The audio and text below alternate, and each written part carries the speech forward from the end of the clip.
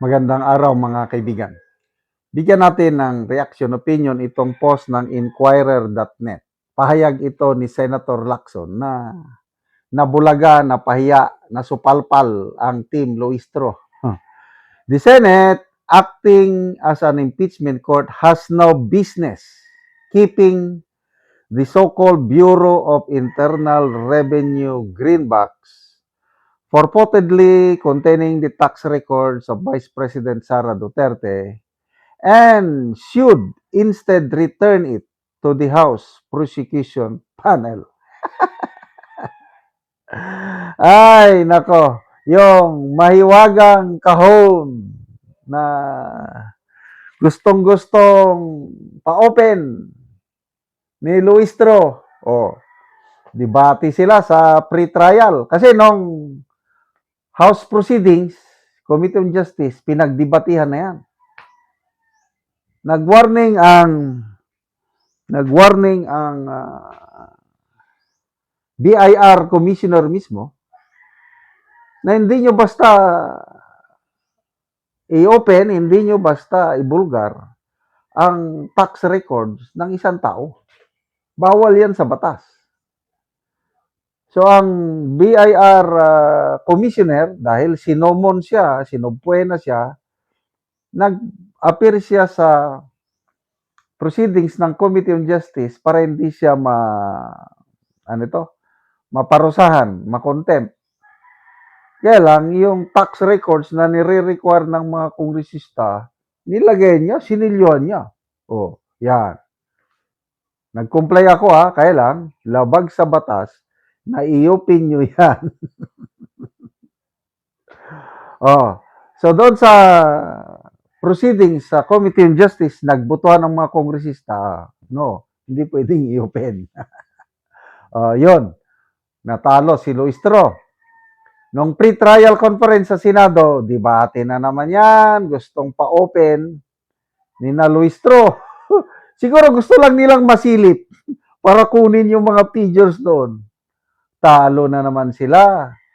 Dahil hindi pumayag ang Clerk of Court o ang Secretary General ng Senate na pa-open. Talo. 2-0 na sila. Ito, pangatlo. Kasi hindi na open, hindi na markahan as evidence. Wala siyang markings. Ibig sabihin, hindi na siya ebidensya. Tapos, nakakatuwa, Senator Lacson nagsabi na, sa uli niyo yan. Hindi sa amin yan. We don't have business keeping that one. Ibig sabihin, posible na hindi ma-open yun. Kasi ang mangyari yan, kung dadalhin sa trial, bago i-open, bobotohan muna ng mga senator judges kung i-open ba o hindi. Yan. Meron na silang kapangyarihan ang impeachment court. Kasi ang korte lang ang pwedeng makapag-utos yung mga bank records, tax records, pwede korte ang magsabi. Si Luistro, yung Committee on Justice niya, hindi man yung korte. So, nung pre-trial, hindi naman yung korte. Clerk of court lang yun. Kaya wala silang kapangyarihan. Kaya ang impeachment court lang ang makakapag-open. Ayaw ni Lacson.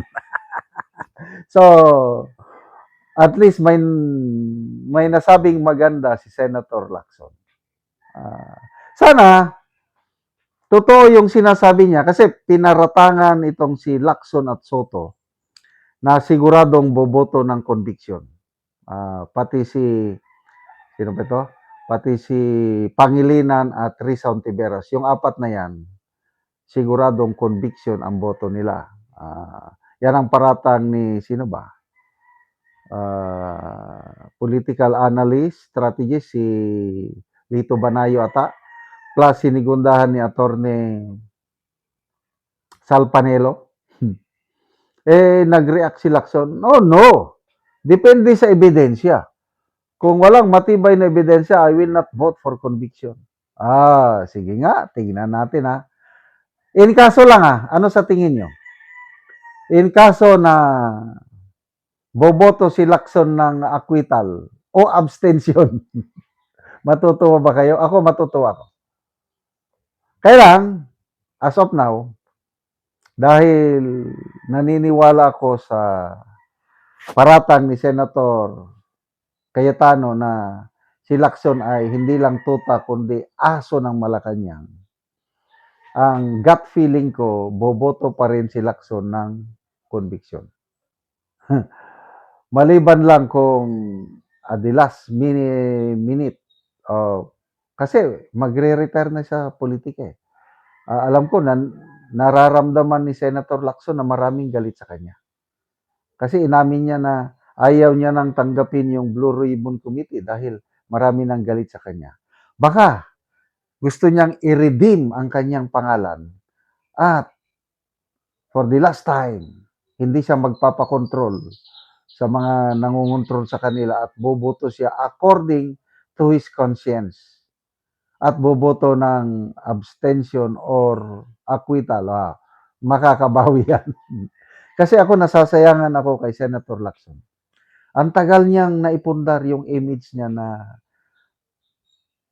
hindi naman crime buster, graft and corruption buster. Yan ang kanyang image. Bigla na lang naglaho itong flood control scandal na ito nung hinawakan niya ang Blue Ribbon Committee. Naglaho. Kaya pati si Senator Cayetano may pahayag na nasasayangan siya kay Senator Lacson na parang naglaho ng bula ang kanyang magandang imahe na naipundar. So, ano kayang sa tingin ko may abogadong nagpaliwanag si Attorney Edward Chico ata. Kahit ma-open yung box na yon at maibulgar ang tax record ni BP Sara, it's not enough to prove ill-gotten wealth. Yan ang paliwanag ni Attorney Chico and I believe it so. Kaya immaterial na yan yung BIR box na yan, ma-open man o hindi.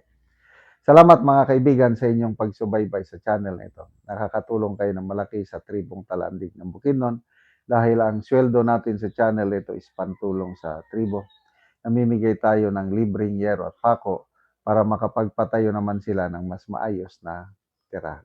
Panoorin nyo ang video na ito. Naon ako sa balay sa tabangan na mo og yero. So muna ni ang itsura sa kadako sa buslot sa iyang utop. Kita yun nato nga dagko na gyud og buslot.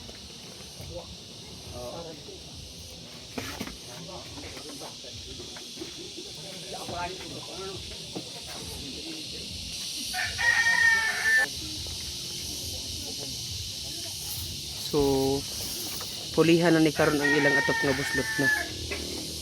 Okay? O karon mo na ni ang yero nga among gihatag nga ilang iatop karon natabangan og yero. So mo na ni itsura sa gawas nga bain sa balay.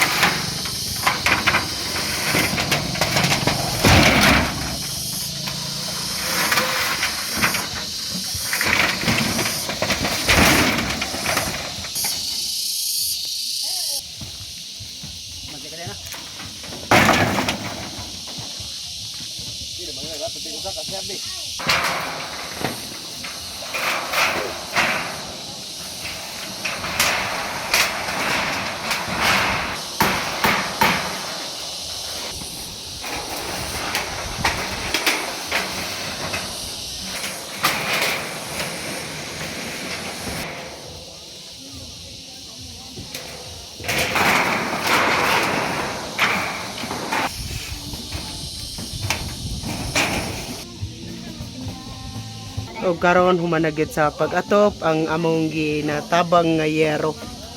So nindot na gyud. Sa Ginoo kay kung sa naghatag sa sin kay ang akong balay yung nakatuig aron pag inilisi. So unom na to katuig ang imong atop. Ang makatuig karon ay pag inilisan tungod sa kalisod. Salamat kayo sa naghatag sa sin. Sunta ka magpadayon nga tabang kay aron daghan pud matagaan kay naapay manginanglan. Oh, salamat kayo ko. Oo, salamat kayo.